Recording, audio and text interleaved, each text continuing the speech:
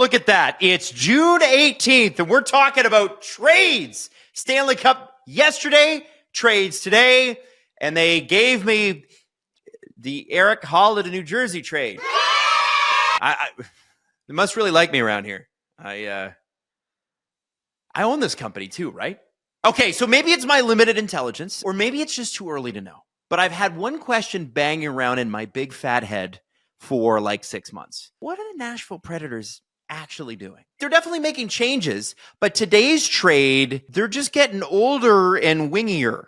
And they kind of already were older and wingier. So maybe if we go through this together, through this video, we can get a little closer to answering the question of what Nashville is doing and how Erik Haula going back there helps them. He was there a half decade ago. He played 51 games for them in 2020, 2021, which I'll be honest with you, I barely remember that because, that was like the second wave of the pandemic and we were all fighting existential dread, but he did pretty well there. So the trade itself is Erik Haula and the last year of his $3.15 million contract, it's very specific, to the Nashville Predators for a 2025 fourth round pick. So that's probably around like pick 100 in next year's draft. Did I bother to look it up? No. Do you care? Probably not. Along with Jeremy Hansel, and we'll dive into him a little bit in a moment. First, what exactly do you do here, Erik? One thing I do know is Devils fans love this man for what he did to the New York Rangers in the playoffs a couple of years ago. He's a fierce guy. Jack Hughes was even quoted, it's floating around there on Twitter, saying that he was a huge fan of Erik Haula. Big Erik Haula guy. Known to be a big locker room personality. And Barry Trotz seems to really like that. Now, doesn't always work out. Big locker room personality can mean a lot of things. And one of the big locker room personalities Barry Trotz tried to get and got is being shipped out, Jonathan Marchessault. Money Puck has him as a slightly above average shooter, which is great. And he gets a lot of his shots from in tight, which is also great. And it's important to note that throughout his career, on average, that production at about half a point a game doesn't really slip in the playoffs. He's literally like a 0.5 or a 0.45 kind of guy. Except for last year. In the 24-25 season, he put up his lowest point total since the 14-15 season when he was with the Minnesota Wylde. That's a long time ago. He also only added one assist in New Jersey's 5-game series against the Carolina Hurricanes. It's not great, but it does happen. Now, the question's going to be for Nashville. You got a year left on this guy's contract at 34. Did Erik Haula have a bad season, or has he fallen off? Because here's the thing.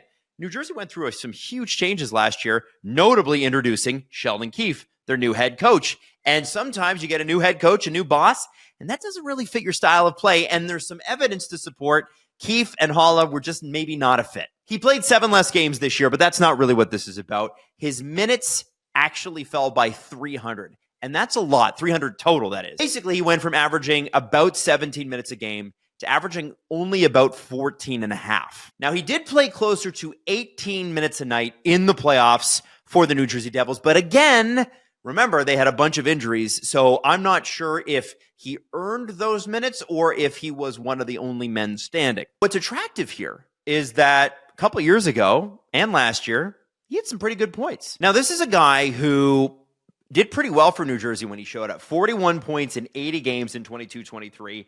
Followed that up with 35 in 76 games in 23-24. Now, the Devils missed the playoffs in the second year. But the first year, 12 games. They went to the second round. He got 6 points, 4 of them goals. That's great. If there's anything the Panthers have taught us, you need depth scoring in the playoffs. The question is, are Nashville a playoff team? And I'm not totally convinced about that. He also saw his power play and shorthanded time dip under Sheldon Keefe in Keefe's first season as the Devils head coach here this last season. So probably not a fit anymore with the Devils. Now, where does he fit in Nashville? They're already kind of old. As I mentioned, they're already kind of wingy, but he's very likely their third line left wing this year behind Forsberg on line 1 and Michael Bunting on line 2. That's if Michael Bunting stays. Remember, it's early in the offseason. Plenty of things can change. Nashville does have a bit of a serious issue at depth center. Tommy Novak and Philip Tomasino were traded out at various points last season. So you're left with our really young guy, 22-year-old Veders Svechkov, who you're hoping turns into something. This is a guy who was drafted 19th overall in 2022. So you're hoping he becomes something. But maybe you look at Erik Haula playing with him as a little bit of depth insurance. We're going to take the pressure off you, Feder. You just kind of get warmed up, and here's a veteran guy who can help and maybe take the odd defensive zone faceoff. I know Haula is not a full-time center, but his faceoff numbers have actually all been very positive, over 50%. I know he doesn't take a ton of them, but it can still help, especially with a young centerman. Still, Nashville has to look at Erik Haula as a bit of a project player, and you got to be creative. And you're saying, Adam, like 34 years old, what kind of a project player could this really be? Well, if you look at how well the Capitals did with project players, I'm talking about Mangiapane, I'm talking about Dubois, I'm talking about Chychrun to a smaller extent because he was already a very good player. There were guys on that Capitals team this year that finished second overall in the regular season. I know they didn't do so great in the playoffs, but still second round. Washington was able to bring them in, make them work within a system, and they found their games. And Nashville kind of needs to do the same thing. There are a few teams that need to. Nashville's a prime example of this. As we sort of move through this and we ask ourselves, what is Nashville doing?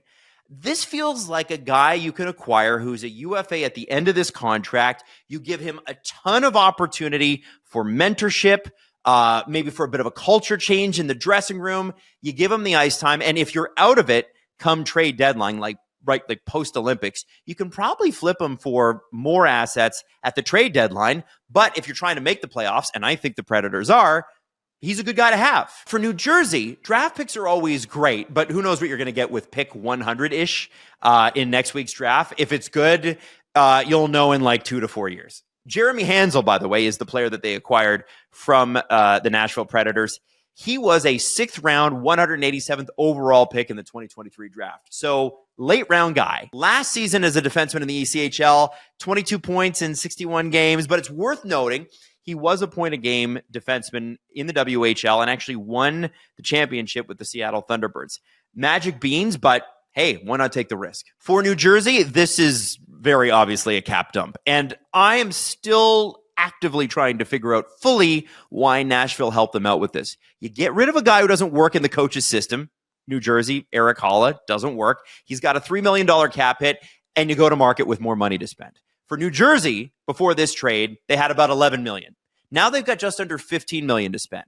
That is a big difference, especially if you're hunting a very particular $14 to $15 million winger who is due to hit free agency in a week and a half. Or maybe you wanted to have a little bit of extra cap room just in case there's a defenseman who's a little bit notable, who might become available, who needs a big extension, whose team's not doing that well, and you happen to have a couple of family members of that particular player on your team, and he said he wants to play with his family. New Jersey makes sense here. Completely does. Cap dump, player didn't work in the system, boom, done. Bob's your uncle. Nashville, I'm trying to figure out why you helped them out. Nashville said in their press release, we value the fact that he can play up and down the lineup. He gives you flexibility. Sure, but I'm just going to be straight up with you. I haven't understood Nashville's plans since Barry Trotz took over. I know they made the playoffs. I know they went on that incredible U2 run and shoved it right down my throat because I thought that was silly. But they did. That's all true. Last year, though, there was no fooling. That was a bad hockey team, not playing well most of the time. I'm curious about what kind of changes they're going to make after Erik Haula. It's not a complete picture yet. So this is where I ask you, how do you feel about it? Devils fans, I mean, I can't think that you're anything but happy. Here's an ECHL defenseman that, yeah, maybe if he works out, that's great. Here's a 4th round pick. Maybe if that works out, that's great. But in the immediate future, you got an extra $3.15 million to spend in free agency and potentially more if New Jersey dumps more cap. I don't know. Hard not to love that. Nashville fans, you're questioning stuff now, right?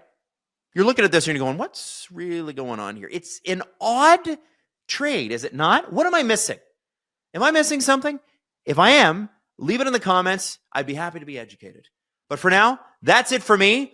I don't know. I don't have like a sign off like Steve does, but click like if you like it and share it and let me know what you thought. This has been fun hanging out. More trades coming. Let's go off season.